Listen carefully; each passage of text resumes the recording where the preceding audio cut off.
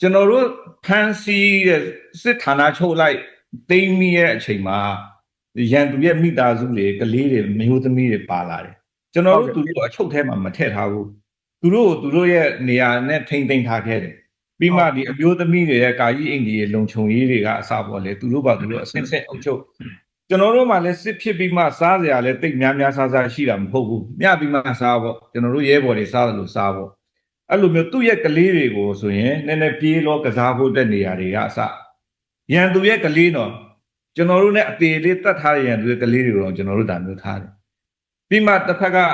လူသားချင်းစာနာမှုထားတယ်လို့ဒီကလေးတွေကကျွန်တော်တို့နိုင်ငံရဲ့အနာဂတ်တွေပဲ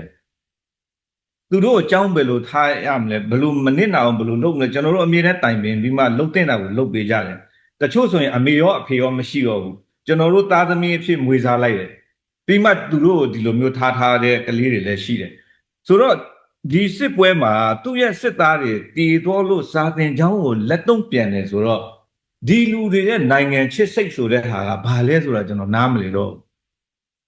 ဒီကလေးတွေနဲ့ပဲကျွန်တော်တို့တိုင်းပြည်ရဲ့အနာဂတ်ကဖြစ်လာမှာလေဆိုတော့ဒီ